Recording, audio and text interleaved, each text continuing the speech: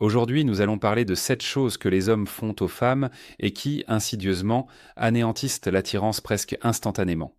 Je souhaite aborder ce sujet de manière calme, honnête et profondément humaine. Il ne s'agit pas de blâmer les hommes ni de critiquer les femmes, mais de comprendre les comportements, les dynamiques émotionnelles et les petits schémas qui ont de grandes conséquences dans les relations. Bienvenue sur cette chaîne. Si ce sujet vous met déjà mal à l'aise, c'est généralement le signe qu'il est important. Au fil des années, en travaillant auprès de personnes en détresse émotionnelle, j'ai constaté un phénomène qui surprend beaucoup d'hommes. L'attirance disparaît rarement à cause d'une seule erreur. Elle s'estompe plutôt à cause de comportements répétés qui, en apparence, semblent anodins, voire affectueux. J'ai rencontré des hommes perdus, frustrés et profondément blessés. Ils disaient « j'ai tout fait correctement » ou « je me suis donné à fond ». Et pourtant, le lien avait disparu. Non pas parce qu'ils étaient là de mauvais hommes, mais parce qu'ils ne comprenaient pas comment l'attraction fonctionne réellement. Voici le point controversé que la plupart des gens préfèrent ignorer. Les bonnes intentions ne vous protègent pas des comportements déplaisants. Trop s'investir émotionnellement, de la mauvaise manière, peut être tout aussi néfaste que de ne pas s'investir du tout. J'ai vu des relations où l'homme était gentil, loyal, constant et présent émotionnellement, et pourtant la femme s'est peu à peu éloignée. Non pas par cruauté, mais par étouffement émotionnel, par perte de repères, ou vous sentir inconsciemment accablé. En tant que thérapeute, la confidentialité est primordiale pour moi. Je ne divulguerai donc jamais de noms ni de détails privés. Mais je peux partager des schémas comportementaux. J'ai vu des hommes, sans le savoir, amener des femmes à se désintéresser par leur attitude, leur réaction, leur communication et leur oubli, cherchant à préserver le confort de l'autre. Ces hommes n'étaient pas faibles, ils étaient simplement mal informés. Cette vidéo n'a pas pour but de vous culpabiliser, mais de vous ouvrir les yeux, pour vous aider à identifier les comportements qui, insidieusement, font disparaître l'attirance avant même que vous ne vous en rendiez compte. Certains points que vous allez aborder pourraient remettre en question ce qu'on vous a appris sur l'amour, l'effort et la vertu. Poursuivez votre lecture. À la fin de cet article, vous comprendrez non seulement ce qu'il ne faut pas faire, mais aussi pourquoi l'attirance réagit ainsi, et comment agir différemment, sans devenir froid, amer ou autre chose que vous êtes. Un exemple, ne pas vous perdre pour la mettre à l'aise.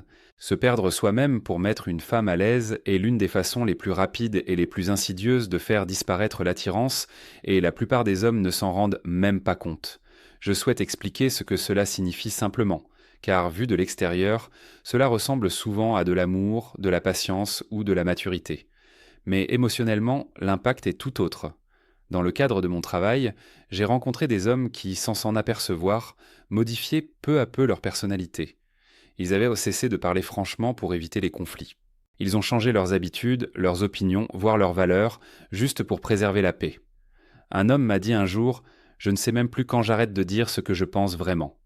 Cette phrase m'est restée en tête, car l'attirance ne disparaît pas quand un homme fait des erreurs. Elle disparaît quand l'homme disparaît.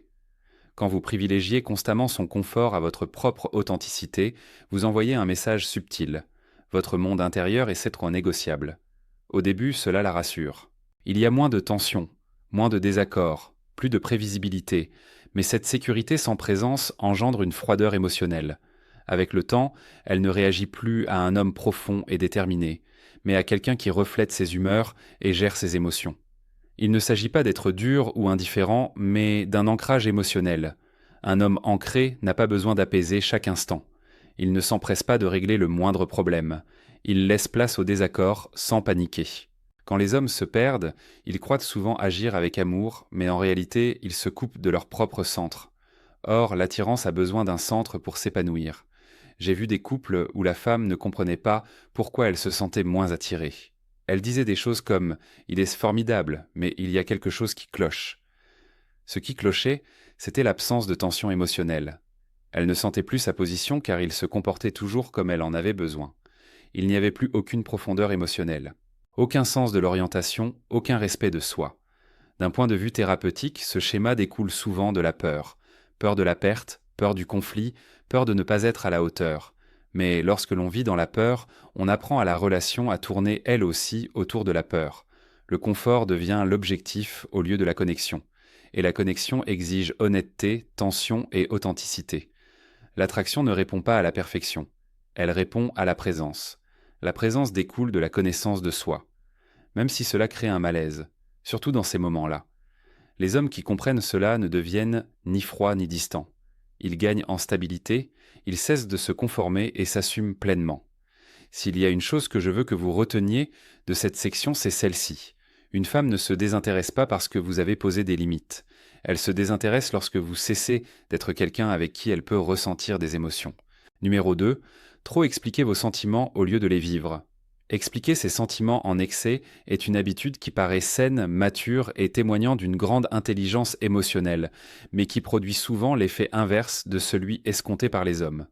Il ne s'agit pas ici de remettre en question l'ouverture émotionnelle en soi, mais plutôt la manière dont les émotions sont exprimées, répétées et utilisées au sein de la relation. Il y a une différence fondamentale entre s'exprimer et rabâcher ses pensées jusqu'à ce qu'elles perdent tout leur impact. Dans mon expérience auprès des hommes, j'ai constaté une tendance récurrente. Beaucoup d'entre eux ont appris que si quelque chose cloche, la solution est de parler davantage, d'expliquer plus clairement, de clarifier la situation. Ils croient que si une femme comprend pleinement ce qu'ils ressentent et pourquoi ils le ressentent, l'intimité reviendra d'elle-même. Alors, ils la prennent à part, passant en revue chaque émotion, chaque pensée, chaque insécurité, parfois à plusieurs reprises. Ce qu'ils ne comprennent pas, c'est que l'attirance ne se développe pas par des discours émotionnels, elle se développe par l'incarnation des émotions. Je me souviens d'une conversation avec un homme qui disait « Je lui ai dit de toutes les manières possibles combien elle comptait pour moi ». Il croyait sincèrement que la répétition finirait par la rassurer. Mais en réalité, ses sentiments s'étaient entêteints. Ils n'étaient en plus que des mots, au lieu d'être une énergie. Quand on explique constamment ses émotions, elles finissent par ressembler à des justifications plutôt qu'à la vérité. Et une justification cache subtilement une incertitude. D'un point de vue thérapeutique, l'attirance est davantage liée à la façon dont un homme vit qu'à sa capacité à s'exprimer. La confiance ne se proclame pas, elle se démontre. Le calme ne se décrit pas, il se ressent. Lorsqu'un homme est émotionnellement stable, il n'éprouve pas le besoin de tout verbaliser constamment. Ses actions, son ton et sa cohérence en disent de bien plus que des paragraphes.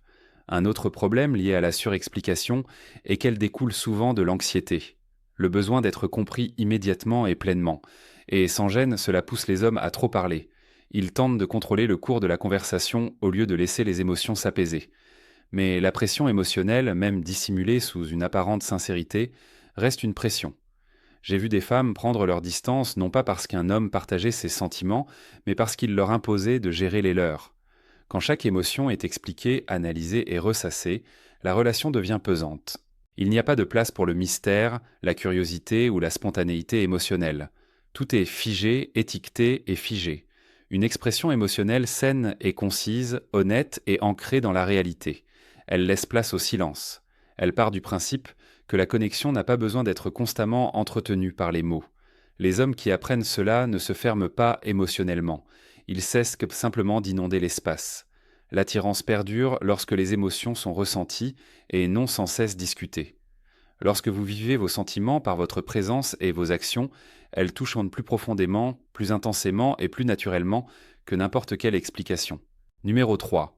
Faire d'elle le centre de votre univers. Faire d'une femme le centre de votre univers part souvent de bonnes intentions. Cela découle généralement de l'amour, de l'enthousiasme et du désir de s'engager. Mais dans une relation amoureuse réelle, ce comportement finit par miner l'attirance au lieu de la renforcer.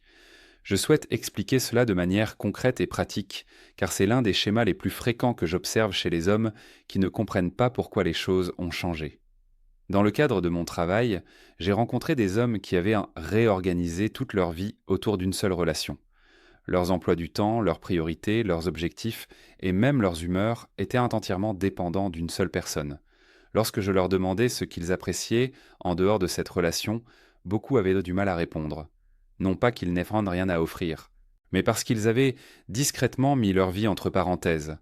L'attirance ne s'épanouit pas dans le vide. Elle s'épanouit au sein d'une vie riche et vivante. Lorsqu'un homme fait d'une femme son fils émotionnel, quelque chose de subtil se produit.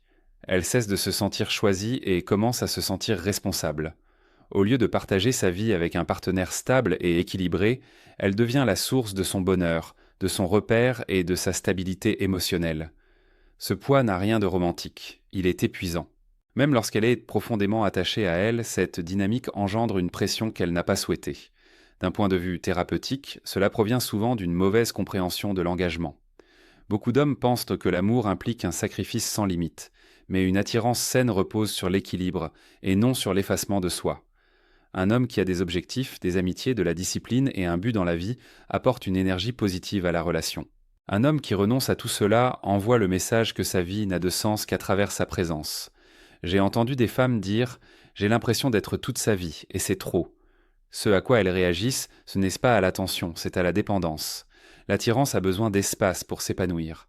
Quand tout tourne autour d'une seule personne, il n'y a plus de contraste, plus d'indépendance, plus le sentiment que deux individus complets se choisissent. Un autre problème survient lorsqu'elle devient votre univers entier. Inconsciemment, vous commencez à scruter ses réactions. Son humeur influence la vôtre, sa disponibilité influence votre tranquillité. Avec le temps, cela crée un déséquilibre émotionnel. Vous n'êtes plus un partenaire stable, mais quelqu'un en quête de repères. Les hommes qui retrouvent leur équilibre ne deviennent ni distants ni indifférents. Ils s'ancrent. Ils aiment pleinement, non par besoin. Ils invitent une femme dans leur vie au lieu de lui demander de la prendre. L'attirance grandit lorsqu'une femme sent que vous êtes indépendant. Non pas par indifférence, mais parce que votre identité ne s'effondre pas sans elle. Quand vous êtes entier par vous-même, l'amour devient un choix, non une obligation. Et cette nuance change tout.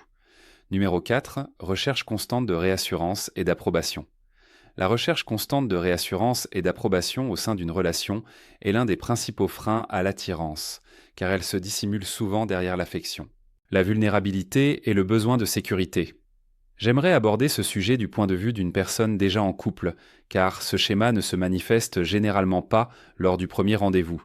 Il apparaît une fois que l'attachement émotionnel s'est déjà installé. J'ai accompagné un homme qui vivait une relation stable depuis des années. De l'extérieur, tout semblait parfait, mais en privé, il reconnaissait être constamment sur le qui-vive émotionnel de sa partenaire. Il avait besoin d'entendre que tout allait bien, qu'elle était heureuse, qu'elle tenait encore à lui. Si elle était silencieuse, distraite ou fatiguée, le doute l'envahissait aussitôt. Il posait des questions comme « Est-ce que tout va bien entre nous ?» ou « Ai-je fait quelque chose de mal ?»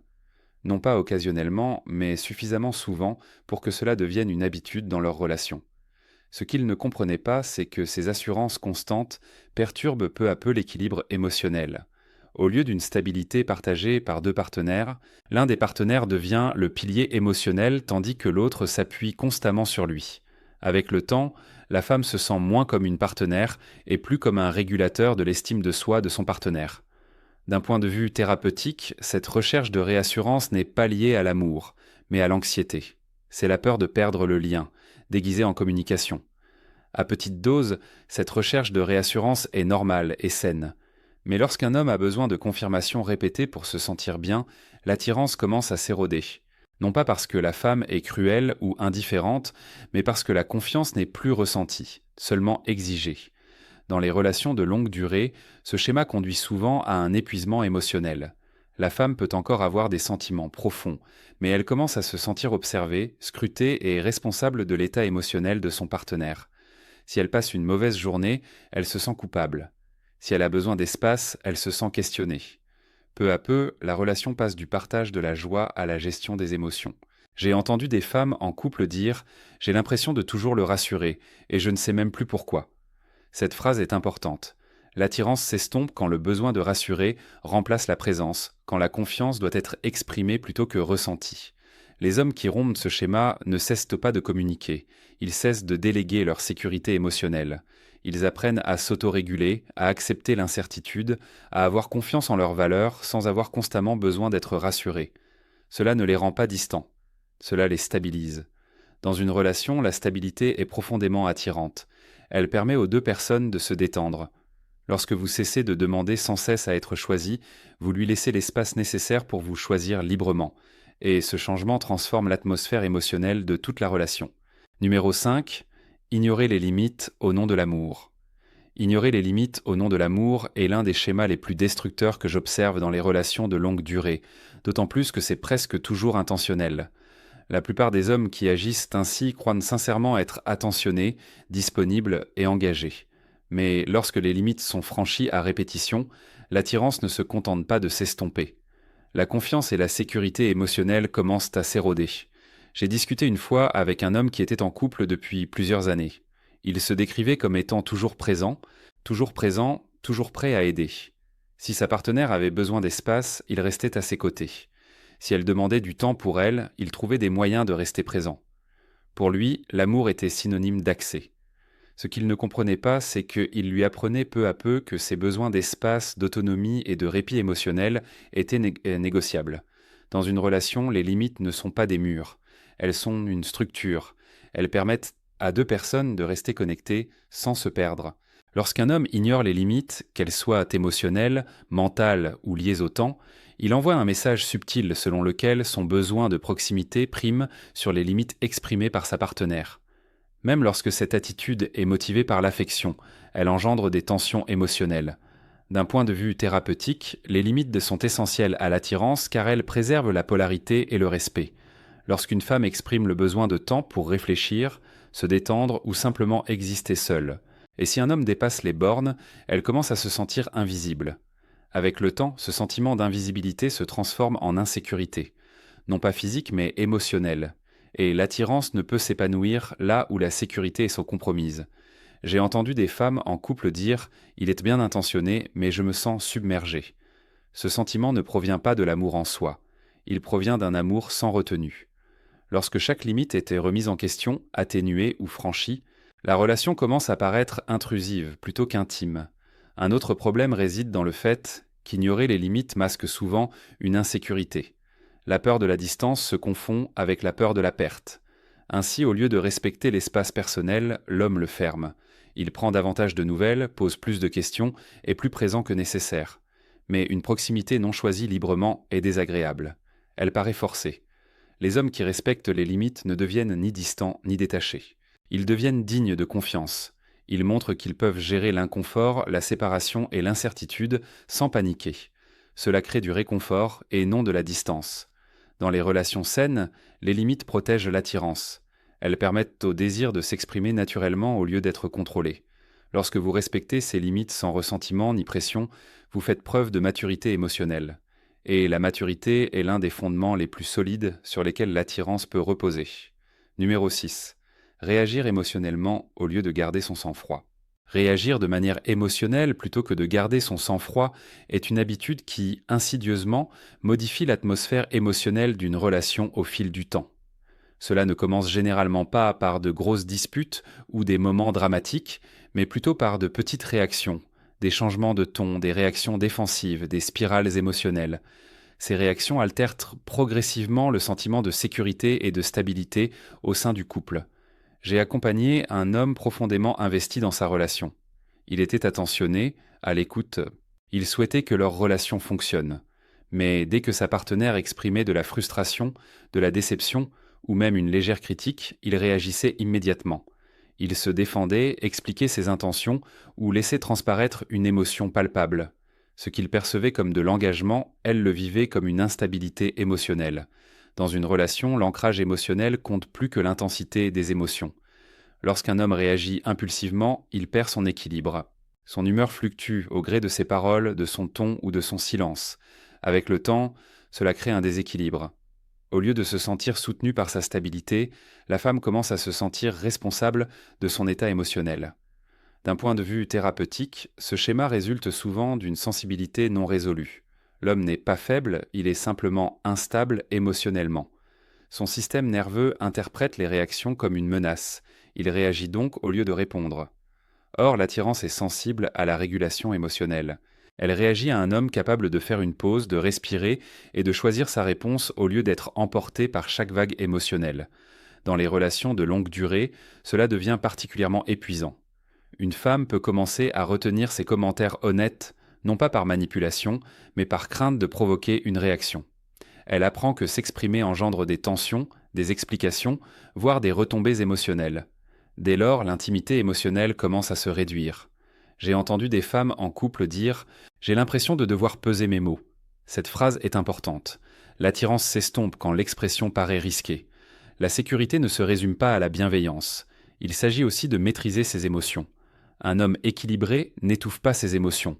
Il les analyse d'abord intérieurement. Il écoute attentivement avant de répondre.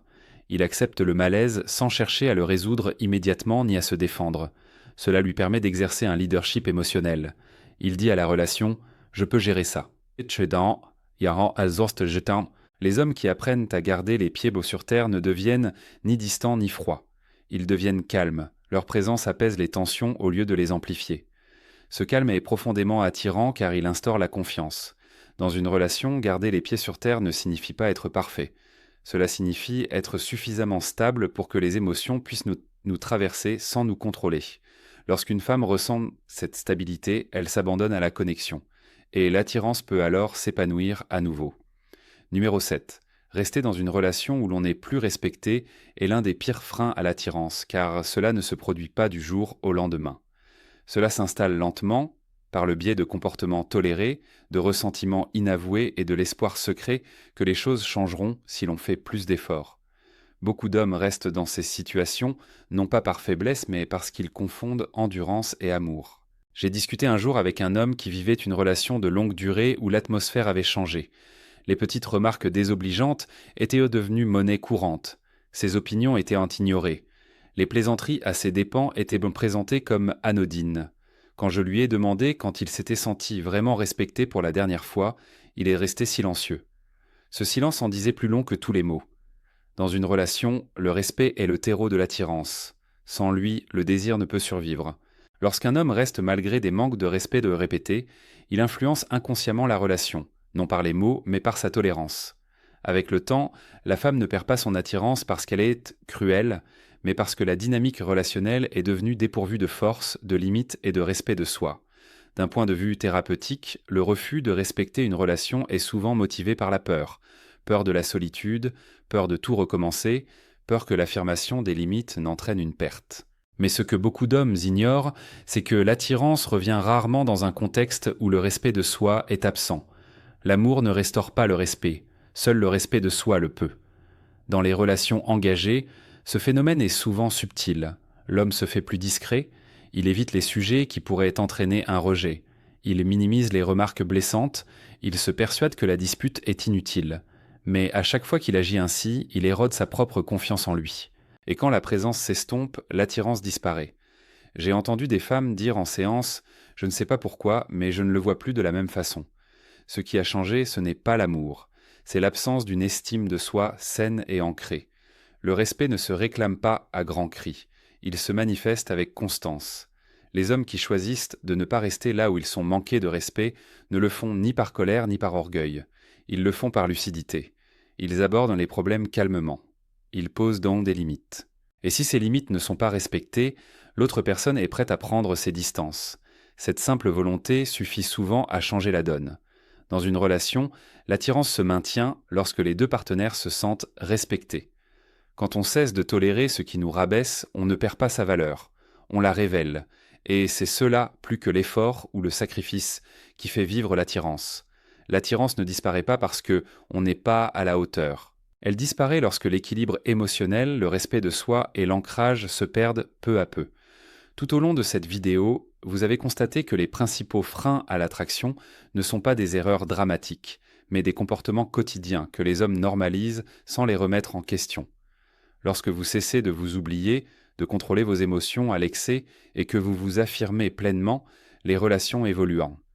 Non pas parce que vous devenez distant, mais parce que vous gagnez en stabilité. Si cette vidéo vous a interpellé, c'est bon signe. La prise de conscience est la première étape vers des relations plus saines et plus fortes, fondées sur le respect, la présence et la maturité émotionnelle.